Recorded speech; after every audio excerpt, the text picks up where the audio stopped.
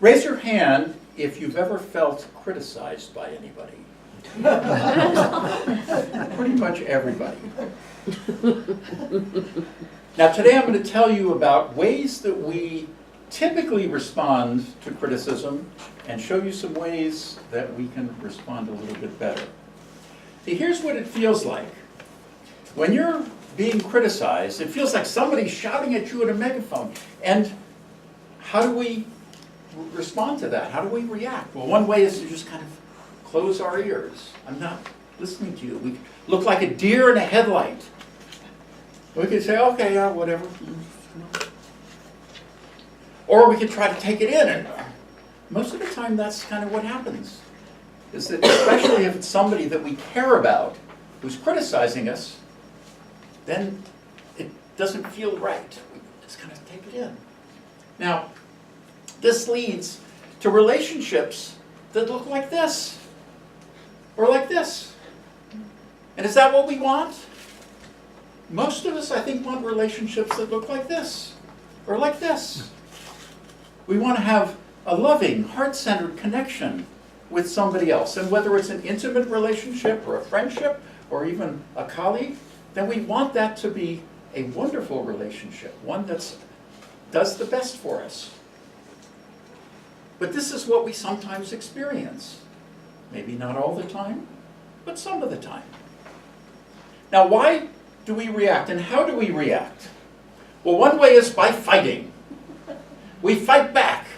Says, you think I'm bad? You know, you look in the mirror, you're not so bad. Or we fight even harder. I just love these guys. Or we run away. That's what's known as the fight or flight response, reaction. It's a reaction. Now, where does that come from? It comes from a place in our brains called the reptilian brain, or the reptile brain. I love that guy too. So what is the reptile brain? That is the oldest part of our brain that is associated with this fight or flight. It's associated with how to just physically survive. And when we were evolving from these creatures, they needed to survive, because if you didn't survive, then you got eaten, and then it was game over for your species. So the reptile brain cares about one thing and one thing only: being safe. That's where it comes from. It's deep in our DNA. It's deep in the way that we are. And yet we don't have to be. That's what gets triggered when we hear verbal criticism. We feel attacked. And our reptile brain says, I gotta be safe. Now this is accentuated and made even worse by events that happen in our childhood. And how many of us have been in a situation where we're being scolded by a parent? Maybe justifiably. I mean, I'm a parent to 3 boys who are now bigger, but when they were littler, they were not ideal. They were not perfect all the time. There were times when they did bad. And when I was a kid, I did that too. And unless you were a perfect kid, the chances are you experienced something like this. But what do we take away from this?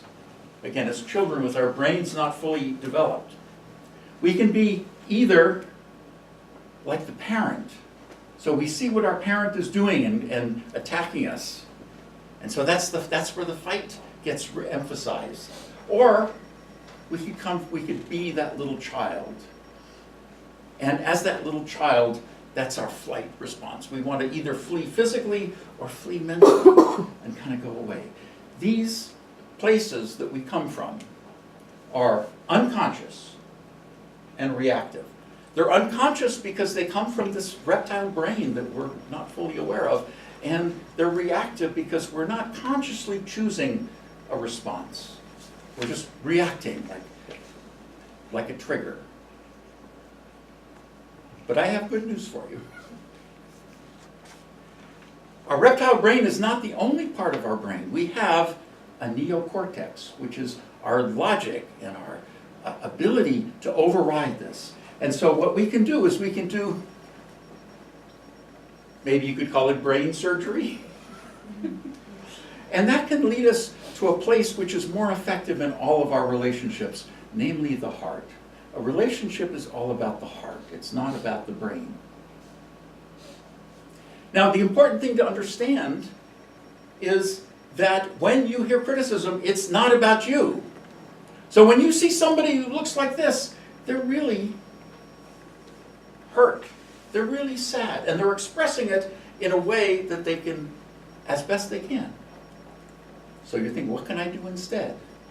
Instead, we can choose to respond from what I call the aware heart, the only place we are conscious and responsive, not unconscious and reactive, where we don't make that other person wrong, no matter what they're saying to us.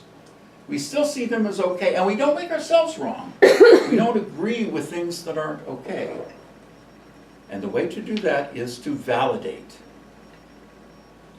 We take an attitude of tracking and validation which says that there's a legitimate problem that this other person is trying to express. So even if they're expressing it in a challenging way, if you hear criticism, it means that they are hurting, they are sad, something is not right. Now, validation does not mean agreeing, it means agreeing that they have a right to their point of view, they have a right to their thoughts, they have a right to their feelings. And you're probably thinking, what do I mean? Should I validate? They're attacking me. It's very counterintuitive. Doesn't make a lot of sense. It's something we have to retrain our brains to do. But there's just one thing about it. It works. So you're thinking, how do I do it? Well, there are two magic words that I want you to take out of here. And those magic words are so you.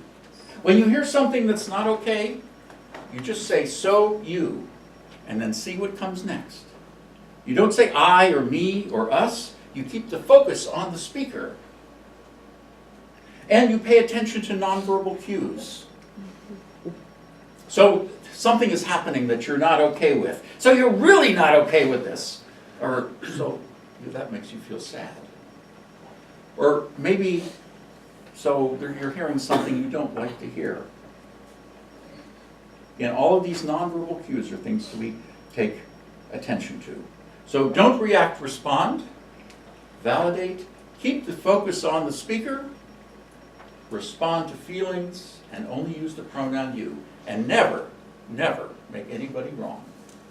Tune in for part 2 and our next exciting adventure, active listening. Madam Toastmaster.